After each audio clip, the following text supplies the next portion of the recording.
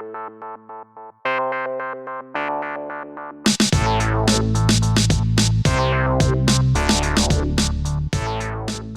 Lego fans, welcome back to the channel. Let's talk about Lego. My name is Andy. Before we do so though, make sure you hit that subscribe button if you're not already subscribed, and hit the like button if you enjoy this video. I do appreciate it. We're getting closer to that 500 mark, and we're going to give away some Lego once we get to 500, so let's do it. Check it out, guys. I moved my amusement park over to this side. We got the loop coaster, we got the haunted house, we've got the Ferris wheel, and we've got the original coaster. What do you think? Do you think it looks okay in this location? I'm still debating. My jury is still out on whether I want to keep it here or not.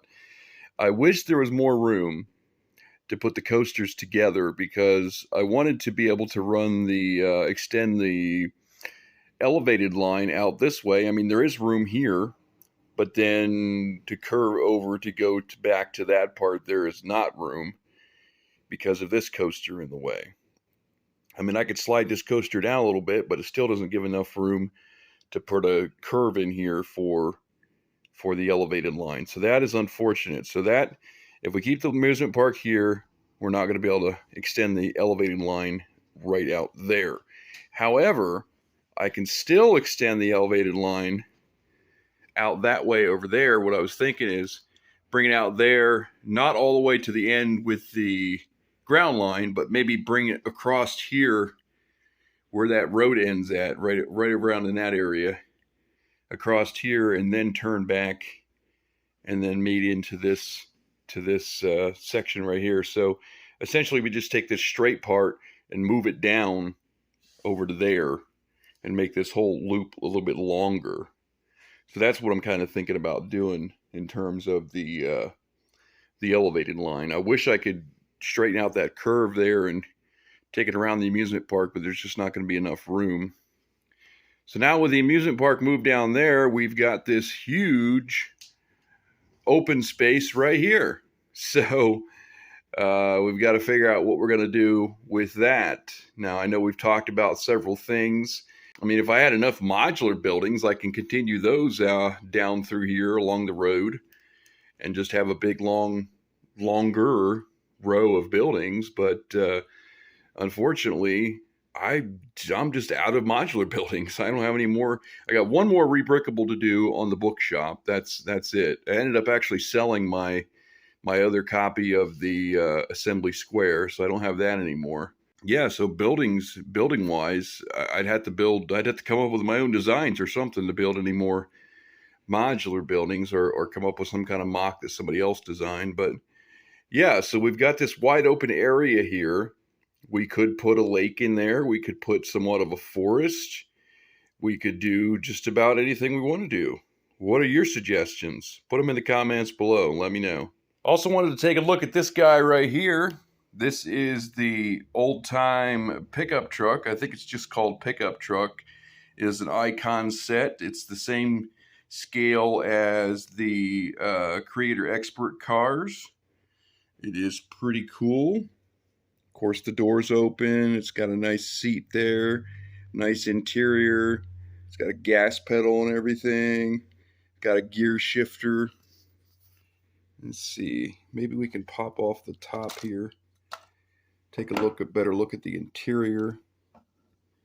Yep, so you can see down there the gas pedal and the shifter and the seat, and then it's got the dashboard there with the gauges and the steering wheel. And the mirrors on the doors here, like that. Pickup truck bed. Now these things here are removable. You can pull these things out or put them back in. It looks like a step side bed, like an old time truck. Like I'd say something from the 50s or 60s. Tailgate that opens. It's even got the gas cap right here, because these old time trucks have the gas tanks right behind the seats. So right there's your gas cap. It says Green Farm, established 1932, which is of course a reference to the year that Lego was established, 1932. Let's take a look under the hood here. We've got a realistic looking engine with an air filter, and it looks like to be a V8 engine. It's got a radiator there. I like how they made the grill with those tooth pieces.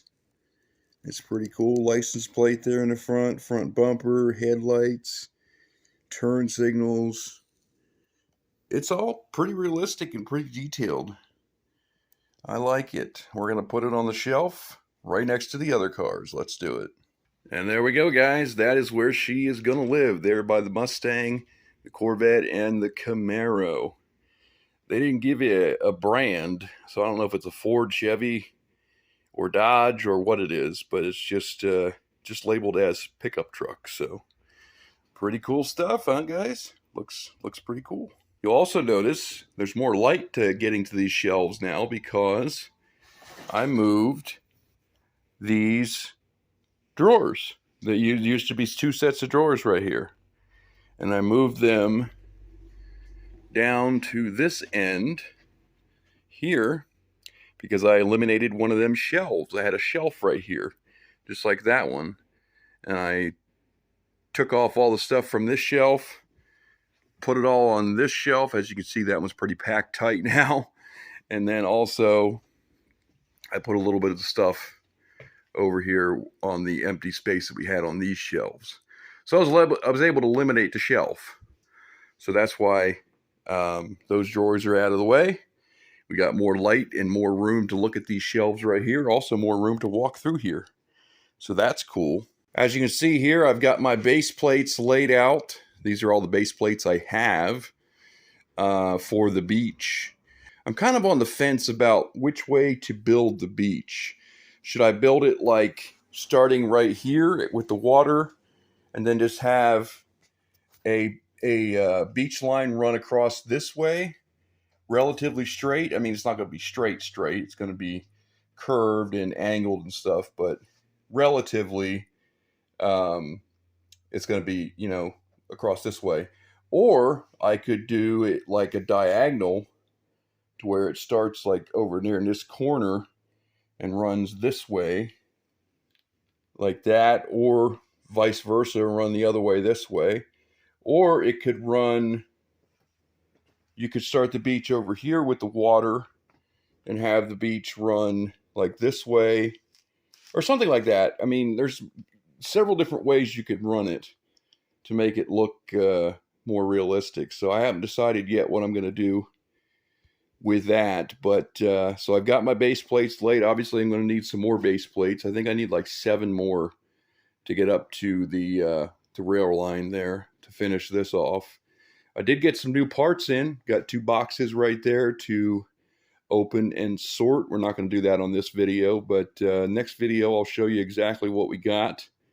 It's mostly pieces for the beach and stuff like that, to get that started and everything, which I'm really excited to do. And then I might order some more parts for extending the elevated line, which I still have 25 of these guys right here. So I figured I need about 50 maybe, probably not even that. So 25 more of those, and then 25 of the 1x12 arches that goes on top of those.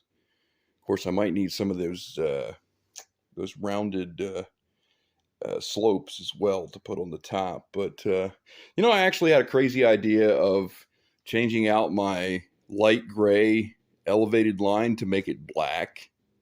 I don't know. I just think it would look cool if it was completely black. But that would involve changing out all of the supports and all of the tiling and everything. And that would just be overwhelmingly quite the project. I think it would look cool, though. What do you guys think? Do you think it would look cool in black? I do. Yeah, so here we are with all this wide open space here. Going to get the beach running or rocking and rolling here and get things going. Got the space center that we're going to create right here. And then we got to figure out what we're going to do over here.